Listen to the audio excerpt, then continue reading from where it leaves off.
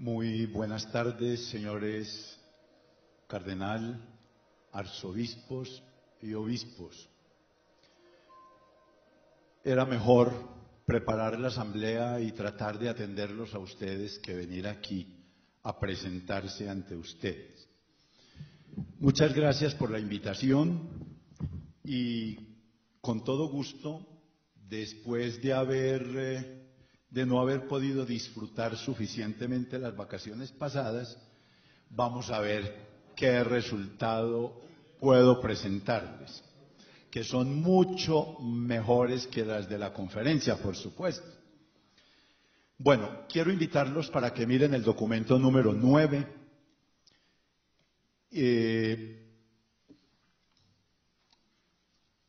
Cito dos frases del Papa Francisco cuando convocó el Sínodo Extraordinario.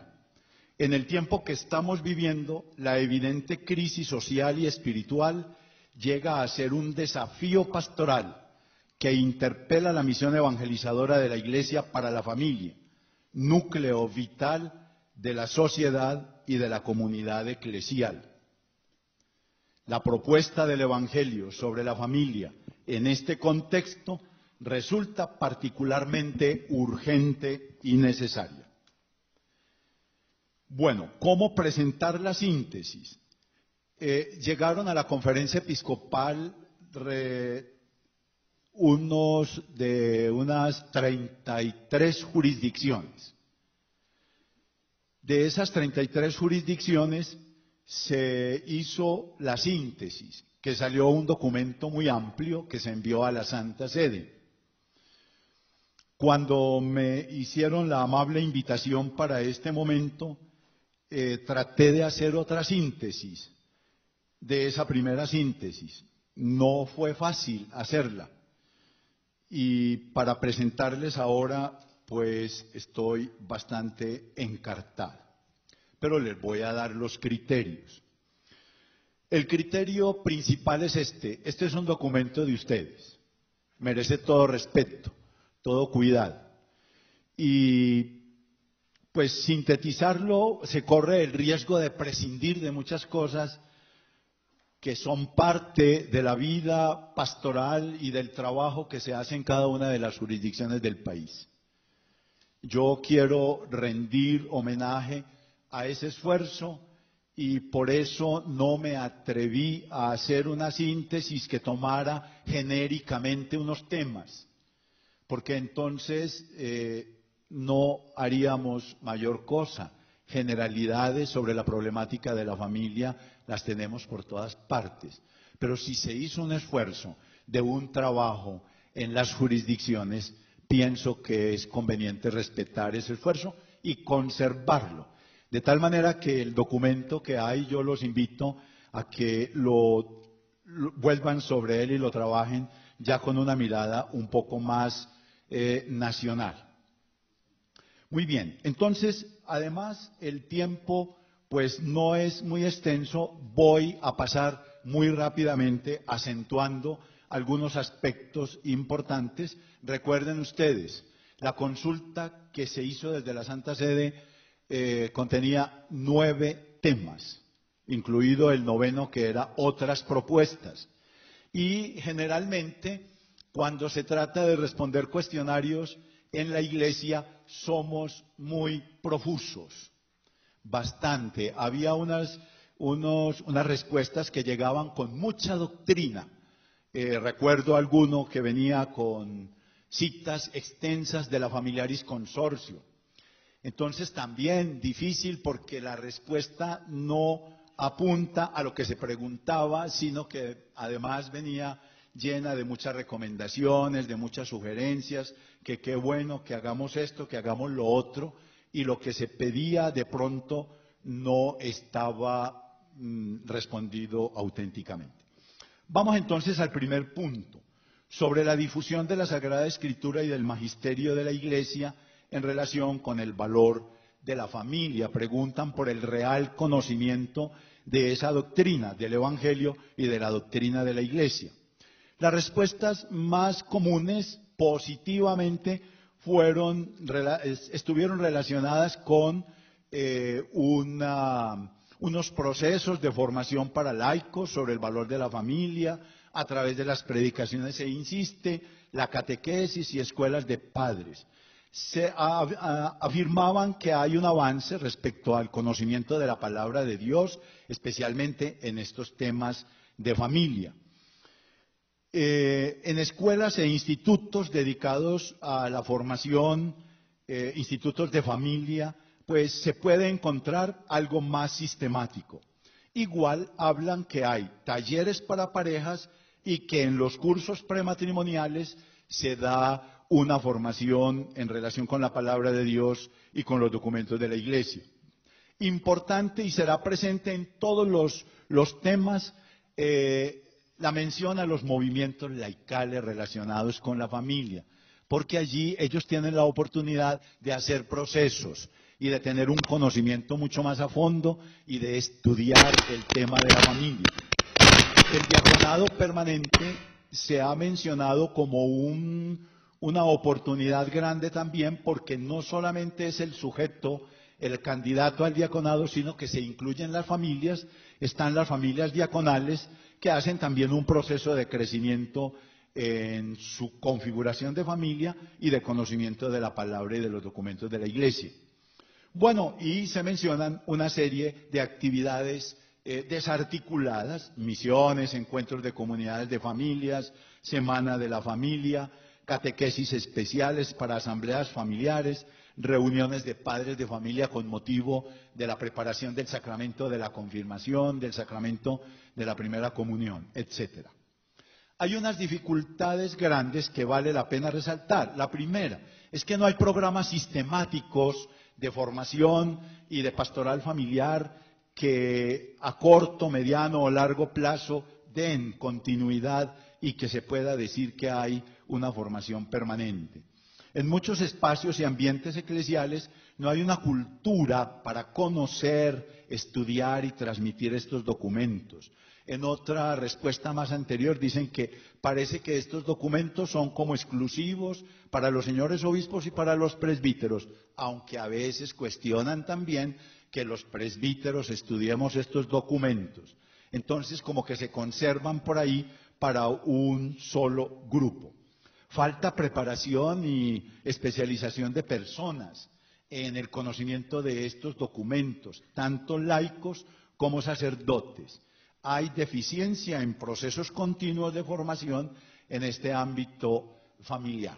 Pregunta también el cuestionario acerca del nivel de aceptación de estos documentos de la Iglesia.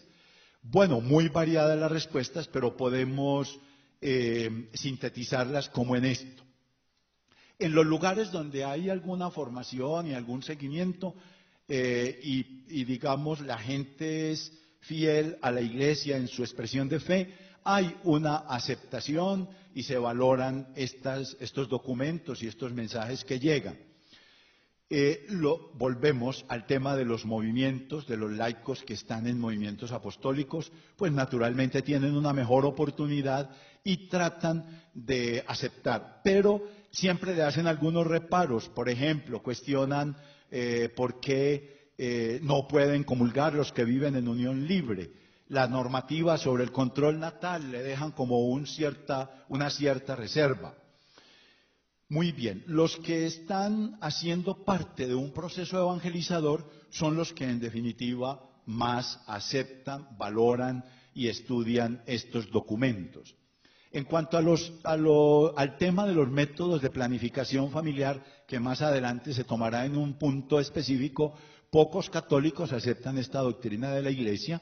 Muchas situaciones dificultan aceptar y llevar a la práctica la doctrina de la Iglesia, por la poligamia práctica que se da en muchos, por el machismo, el feminismo, el aborto, el divorcio, todos estos fenómenos que están ocurriendo en este momento llevan entonces a que no se acepte la doctrina de la Iglesia.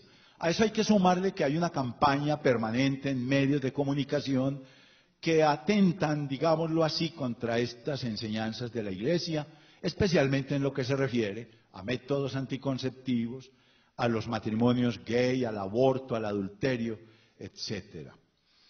la ignorancia, la pobreza y las indicaciones de los centros de salud inciden mucho en los más pobres para que ellos no acepten la doctrina de la Iglesia sobre el matrimonio y sobre el control natal. Se desconoce o se relativiza el compromiso sacramental del matrimonio. Hay disparidad, esto aparecerá en varios aspectos, hay disparidad de criterios en los ministros ordenados, que oscila entre una condena hiperrígida y una flexibilidad a veces irresponsable. Es muy constante este lamento en las apreciaciones de los distintos temas que tiene el cuestionario. La disparidad de criterios en muchos temas y especialmente pues en este relacionado con los divorciados vueltos a casar, con el acceso de los que están en situación irregular al sacramento de la penitencia y especialmente al sacramento de la Eucaristía. Los contenidos transmitidos en muchos procesos de formación siguen fortaleciendo una evangelización de cristiandad que no penetra y que no compromete realmente en esta aceptación de esta doctrina. Se ha incrementado el valor del bienestar individual por encima del compromiso conyugal. Es visible una escasa participación de la academia. Este elemento me parece importante mencionarlo, que anotan que es visible una escasa participación de la academia, especialmente la academia llamada católica, para promulgar la visión sobre el hombre y sobre la familia que se tiene en la Iglesia, especialmente en estas universidades católicas. No aparece, se lamentan algunos que no aparece una definición clara al respecto y una posición clara. La difusión de estas enseñanzas, pues está muy relacionado con lo que acabamos de decir. No siempre hay la suficiente entereza para difundir esta enseñanza. No hay continuidad, no hay programas orgánicos, sistemáticos, que ayuden a los creyentes a formarse y a conocer la doctrina de la Iglesia sobre el matrimonio y la familia. Naturalmente, que como esto es tan genérico, también tenemos que decir que existen párrocos y hay parroquias en donde se trata de hacer estos procesos a través de la catequesis, de las escuelas de padres, de las asambleas familiares. Y también hay que reconocer el trabajo de los movimientos de familia, en donde posiblemente pueden tener unos métodos de catequesis más estructurados y pedagógicos. Ahí se anota en varias de estas respuestas la existencia de institutos para la familia, muy cercanos naturalmente, muy relacionados con la Iglesia, fieles al magisterio de la Iglesia, y que en esos lugares sí se cuenta realmente con una fidelidad a la doctrina y una preocupación por la buena transmisión de esa doctrina. Se subraya la poca motivación en algunos sacerdotes para fortalecer la capacitación en temas de matrimonio y familia. Conocimiento y aceptación de la enseñanza en ambientes extraeclesiales. Es que los cuestionarios son como muy particularizados. Bueno, en ambientes extraeclesiales no sucede algo diferente a lo que acabamos de decir, en el sentido de que no hay una preocupación, que hay ciertos sectores de la población que conocen la doctrina, pero que no hay una aceptación de la doctrina. Pues naturalmente todo esto está explicado porque hay una difusión de una serie de movimientos que atentan directamente, que no permiten que esta doctrina que esta doctrina llegue. El relativismo, la secularización, el ateísmo, subjetivismo, machismo. Las leyes del Estado laico y liberal no favorecen a la familia en su integralidad, pues defienden más al individuo y el individualismo que la vivencia conyugal y familiar. El ambiente sociocultural que presentan los medios de comunicación influye directamente en la familia, creando modelos de familia diferentes al que presenta la doctrina de la Iglesia y las Sagradas Escrituras. Segundo punto, sobre el matrimonio según la ley natural. En este tema de la ley natural, pues también hay hay variadas opiniones. Entre ellas, pues habría que decir lo siguiente. La unión entre el hombre y la mujer, origen de la familia, sigue siendo un concepto claro en un amplio sector de la sociedad. Determinados modelos familiares se ven como una versión fracasada del modelo familiar tradicional. También se comprende que el matrimonio natural fue elevado a la dignidad de sacramento. ¿Qué significa lo anterior? Determinados modelos familiares, es decir, estos divorcios, estas separaciones, desde un sector de la sociedad se ve que no es que no funcione la unión entre varón y mujer, sino que estos han fracasado en su intento. A la hora de definir el matrimonio y la familia, el concepto de ley natural no es tenido en cuenta, subyacen visiones psicologistas y economicistas que falsean la realidad. Esto refiriéndose a que existe un gran sector ahora, especialmente en la academia y en el ámbito de la política y de los legisladores, que no tienen en cuenta porque el concepto de ley natural lo consideran ya obsoleto. La visión antropológica se relativiza por la influencia de la cultura y de antropologías no cristianas y por la presión de una legislación mundial que naturalmente ha ido descartando este concepto de ley natural para implantar, especialmente con la ideología de género que es expresada también varias veces en las respuestas, implantar otro estilo, otra manera de mirar las cosas. Está predominando el concepto de libre desarrollo de la personalidad con una gran carga de relativismo y de subjetivismo. En el debate sobre el fundamento natural de la familia subyace un hombre pragmático que se organiza como puede para vivir el presente, influenciado por las corrientes inmediatistas, hedonistas y facilistas. En el imaginario popular de los creyentes existe el básico concepto de ley natural puesta por Dios en lo que respecta a la familia y el matrimonio entre hombre y mujer. Una prueba de ello son las encuestas que hacen a veces los medios de comunicación cuando se trata de la aprobación o legalización de la unión entre parejas, entre personas del mismo sexo, como generalmente la mayoría tiene un concepto claro sobre que el matrimonio debe ser entre varón y mujer. De construcción del proyecto, del concepto de familia, para proponer el concepto de familias, con esto se construye la idea de la diversidad familiar. Es una problemática que está presente. En cuanto a la aceptación de la ley natural por parte de los bautizados, pues la información general es que sí, que en la gran mayoría de bautizados hay una aceptación de este concepto de ley natural. Entre los jóvenes hoy en día, naturalmente el panorama es diferente. ¿Por qué? Porque ellos ya están en esta corriente en donde ven como muy normal las uniones de homosexuales, se comienzan a ver como normales estas experiencias swinger o intercambio de parejas, lo mismo que el poliamorismo, sin ser considerado como infidelidad, sino como una expresión libre del amor de hoy en día que el ser humano puede prestar, puede vivir. Contestación de la ley natural en vista de la formación de una familia. La Iglesia enseña que el matrimonio desde la ley natural es entre hombre y mujer. El Estado debe regular y legislar en sus códigos y leyes internas el reconocimiento en igualdad de derechos de las uniones del mismo sexo. Esta es una visión que naturalmente es muy difícil plantearla, pero que hay que considerarla.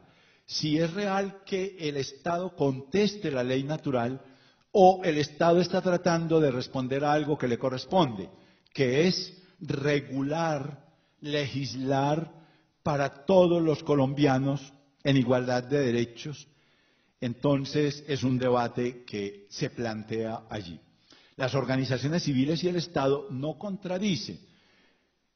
se contradicen. ¿Por qué? Porque teóricamente dicen que la familia es la unidad fundamental y natural de la sociedad que debe proteger el Estado.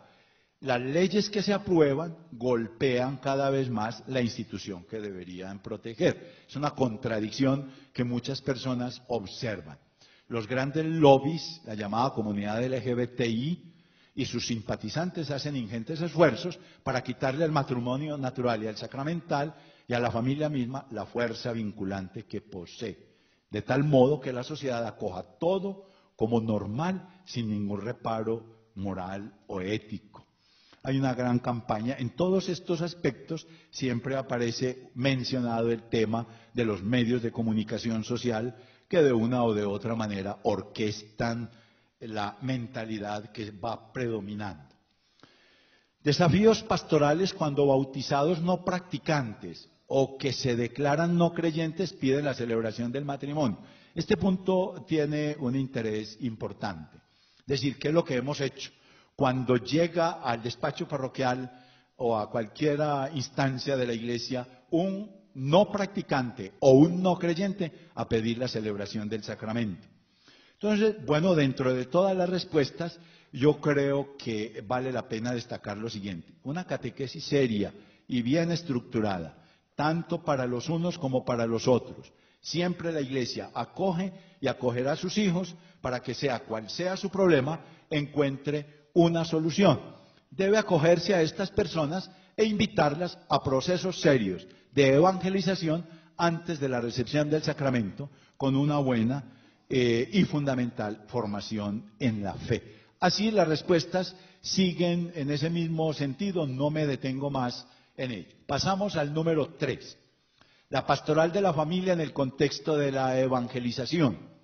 Experiencias en orden a la preparación del matrimonio y de la pastoral familiar. Yo creo que son respuestas que ya todos casi que conocemos.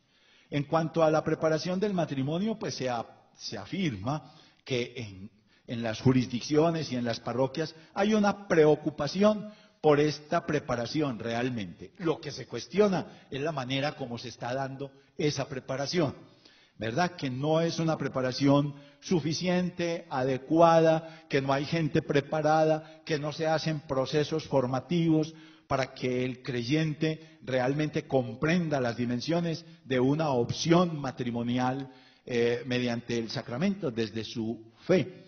Entonces, hay una apreciación en ese sentido, que la responsabilidad de hacer la preparación está, pero que la manera de hacerla hay que modificarla, hay que buscarle unas mejores formas de hacerlo y que sean procesos evangelizadores que le ayuden al creyente, a los creyentes que se preparan, pues a vivir bien el sacramento. La gran mayoría de jurisdicciones eclesiásticas ha procurado la cualificación de los encuentros prematrimoniales, aunque con dificultades serias por la lejanía, porque la gente no puede gastar ese tiempo, por la cuestión de trabajo, etcétera, etcétera.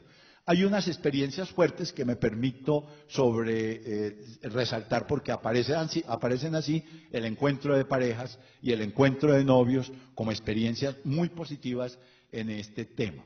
Como también el planteamiento es sobre la pastoral postmatrimonial, pues también hay una apreciación constante. No hay una verdadera preocupación por mantener una pastoral postmatrimonial permanente, organizada y una continuidad en el acompañamiento a las parejas y a las familias.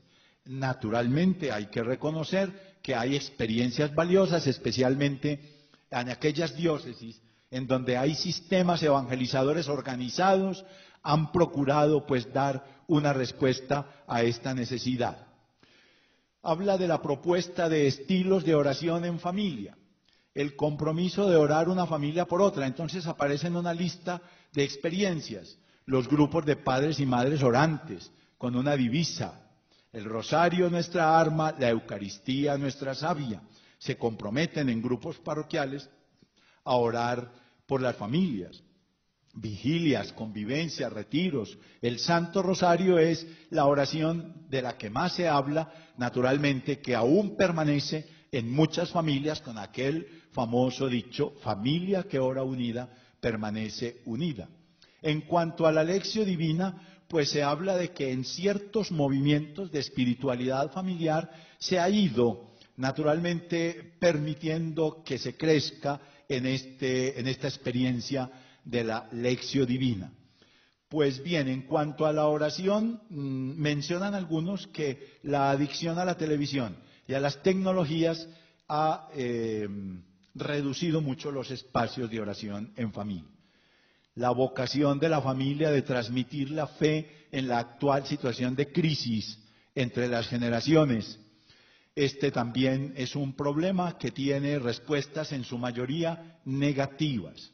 ¿Por qué? Por todo lo que hemos venido diciendo. Es lógico que si no hay una buena disposición para vivir el matrimonio y la familia según el plan de Dios, va a ser también muy difícil que los matrimonios asuman con responsabilidad este compromiso de transmitir la fe a las nuevas generaciones. Las familias también se ven en el siguiente problema: las nuevas realidades culturales, la tecnología, la invasión de los medios de comunicación hacen que las familias no sepan cómo actuar ante esas realidades y terminan por hacer una oración siempre muy individual, por vivir una fe muy individual, al estilo a veces de la pareja, sí, otras veces cada uno por separado. Porque por lo demás está el problema que se está viviendo, y es que ya aún el mismo matrimonio, uno es católico, el otro es de una secta o de un grupo religioso diferente. En general, no hay una gran conciencia evangelizadora en las familias, a no ser que hayan sido debidamente evangelizadas. Esto que siempre se ha dicho, familia evangelizada y evangelizadora, pues naturalmente no se está dando con fuerza suficiente. ¿Por qué? Porque todavía no hay una buena decisión para evangelizar la familia como familia. Hay una evangelización independiente, la mamá o el papá o los hijos, pero no hay una decisión de evangelizar la familia como familia para que ella misma sea evangelizadora. Cuando se ejerce desde la fe el arte de ser padre y madre, los lazos familiares son un factor determinante en la siembra de virtudes desde temprana edad. Eso se aporta como un elemento positivo, que hay algunas experiencias de grupos, de movimientos y de familias que logran transmitir la fe. Caminos ejemplares creados por las iglesias locales y los movimientos de espiritualidad familiar. Bueno, hay institutos de formación familiar a nivel diocesano que desde la gestión pastoral buscan conformar, articular y fortalecer redes para ser más eficientes y efectivos en la tarea de la pastoral familiar. Hay un aporte específico de los matrimonios y las familias en orden a la difusión de una visión integral del matrimonio y de la familia cristiana, especialmente, insisto, en el tema de los movimientos. Hay familias que han asumido su vocación y la han llevado a un alto grado de testimonio. Sus ejemplos impregnan la vida de otras familias. Importante resaltar que es necesario que en la acción pastoral estas familias tengan más visibilidad para que su testimonio sea más contundente.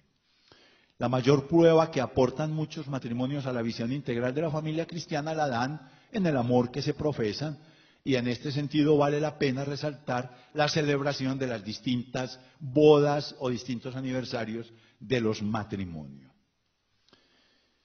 Atención pastoral de la Iglesia para sostener el camino de los matrimonios en formación y de aquellos que atraviesan por una crisis. Entonces ya hemos dicho algo al respecto, que no hay una atención y una estructura de consejería permanente. Hay un esfuerzo grande que vale la pena mencionar y que está allí mencionado, es en algunas jurisdicciones han hecho el esfuerzo de organizar los centros de atención a la familia. En otras partes se llama centros de orientación familiar, los CAF o los COF, sirve cualquiera de las dos formas. Ese es una buena respuesta que en algunas jurisdicciones están trabajándole fuerte y que es un buen espacio para el acompañamiento y para la atención integral a las familias. Son pocas las parejas que buscan apoyo en los momentos de crisis y pocos los sacerdotes o evangelizadores que están dispuestos a brindar ayuda en los momentos difíciles de la vida matrimonial. Resalto el tema de la poca formación de sacerdotes y de evangelizadores para atender la problemática familiar, para detenerse y para dar el consejo oportuno y la orientación que los matrimonios necesitan. No todo es negativo, por supuesto que hay una pastoral familiar y hay esfuerzos grandes, así lo anotan, en las jurisdicciones para tratar de acertar y de responder a esta problemática, pero necesita ser más contundente. Pasamos al otro punto, sobre la pastoral para afrontar algunas situaciones matrimoniales difíciles. La convivencia ad experimentum. Nosotros tenemos que entender, y creo que hay una confusión al dar la respuesta, y así está expresada allí, es que una cosa es el matrimonio ad experimentum y otra cosa son las uniones de hecho. Y naturalmente en el cuestionario se hace la diferencia. La primera pregunta era sobre los matrimonios ad experimentum, es decir, estas parejas que se unen pero como para ver si realmente son capaces. Eso es distinto a la decisión de irse a vivir juntos, a la unión de hecho, en donde no está prevista ninguna posibilidad, si nos va bien, nos casamos. No. Entonces, hay una confusión, por eso los datos allí son casi que iguales al siguiente apartado. Entonces, ¿cuál es la anotación importante? La anotación importante es que en nuestro país hay una gran tendencia y cada día en aumento a unirse en uniones de hecho, a vivir unidos sin ningún vínculo, ni siquiera civil, lo que se llama ordinariamente unión libre. Pero todos nosotros sabemos que el matrimonio sacramento es la más libre de todas las uniones. Es decir, si no es libre, no puede ser sacramento válido. Por eso me parece que vale la pena la diferencia lingüística. La unión de hecho. Entonces, en el censo de población no, en el DANE, de hace unos 2 o 3 años, aparecía como a la par, 50 y 50, ¿sí? Las uniones de hecho y las uniones en matrimonio civil o en matrimonio católico. En nuestro país, toda unión marital de hecho es reconocida legalmente. Las que se mantienen por un periodo superior a 2 años tienen un reconocimiento oficial del Estado. Bueno, hay unos datos allí. Realidad pastoral de los separados y los divorciados, casados de nuevo, porcentaje numéricamente, no tenemos datos, ese es un elemento que hay que considerar e incluso hay una sugerencia de que sería bueno que la Iglesia Católica, desde la Conferencia Episcopal, tuviese como la oportunidad de manejar unos datos propios, estadísticos, frente a todas estas problemáticas. Sigamos, ¿cómo viven los bautizados su irregularidad? Pues bueno, hay unas respuestas que dicen que una gran mayoría de estos bautizados que están en la irregularidad se preocupan, desean recibir los sacramentos, lo anhelan, pero son conscientes de que no deben hacerlo, aunque a veces, dicen las respuestas, encuentran unos sacerdotes, unos orientadores espirituales muy comprensivos que a veces hasta les autorizan. Conscientes de su situación irregular, algunos bautizados se vinculan a grupos de pastoral y realizan tareas de animación, formación y en actividades pastorales. Otros, por no encontrar alguna respuesta que les ayude a superar su situación irregular, se resignan a quedarse al margen de la vida de la Iglesia o deciden formar parte de cualquier movimiento religioso libre que los acoja y les brinde espacios para vivir su fe. También está el grupo que, consciente de su situación, en algunos casos la manejan de forma indiferente y conformista.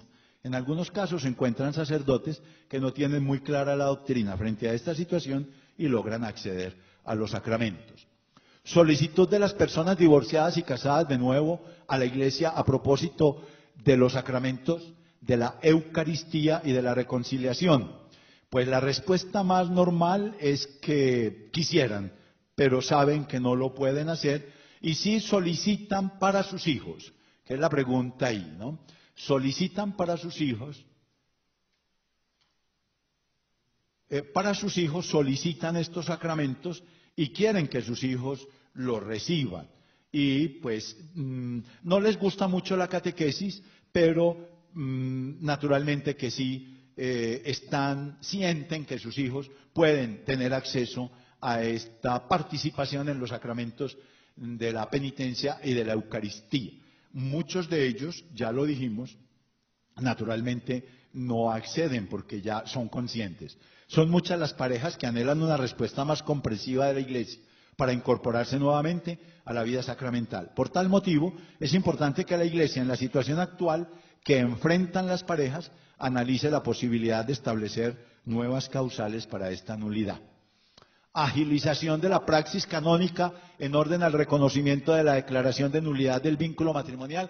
Ya ustedes se imaginan cuáles son las respuestas, ¿no? No se las voy a decir para que se las sigan imaginando. Porque siempre hay una queja de que, o una apreciación, no es queja, sino una apreciación de que realmente esos procesos son pesados, son difíciles y que la gente no tiene acceso. Eso hay en el imaginario. Si no es así, entonces tenemos que ayudar a la gente a cambiar el imaginario. Si es así, el compromiso es todavía mucho más mayor. Entonces, hay una serie de sugerencias que se dan que deben para ver cómo se agilizan estos procesos. Muy bien, existen al respecto programas a nivel nacional para instruir a la gente sobre estos procesos y el acercamiento a los tribunales. Bueno, no se dice que no los hay, que hay un gran esfuerzo del tribunal eclesiástico y de la conferencia episcopal y de los tribunales, pero que no hay una suficiente información, etcétera, etcétera. La misericordia de Dios, ¿cómo es anunciada a los separados y a los divorciados casados de nuevo? Entonces se dice que sí hay una acogida, hay una escucha de su situación y alguna orientación, que ya no existe ese lenguaje anterior de condenarlos, de marginarlos, etcétera. ¿Cómo se pone en práctica el apoyo de la Iglesia en el camino de fe de estas personas?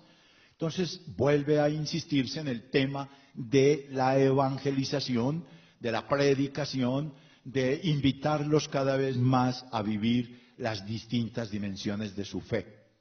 Quinto punto, sobre las uniones de personas del mismo sexo.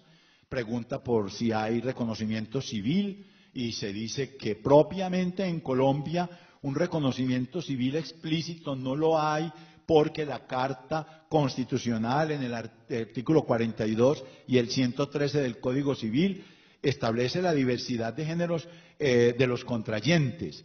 Por lo tanto, no por la Carta Constitucional. Sin embargo, la Corte Constitucional en la práctica y en sus jurisprudencias ya todos sabemos cuál es el tema en relación con esto y ya nos preparamos para escuchar su veredicto mañana o pasado mañana sobre el tema de adopción. Actitud de la Iglesia, el tiempo se me acabó. Actitud de la Iglesia particular y local ante el Estado civil, promotor de uniones. Bueno, la Iglesia defiende con valentía y coherencia en el debate público la naturaleza de la familia y del matrimonio a través de comunicados, con un lenguaje respetuoso. Bueno, hasta ahí llego, mis queridos señores obispos. Se termina el tiempo, quedan faltando el numeral 6, 7, 8 y 9.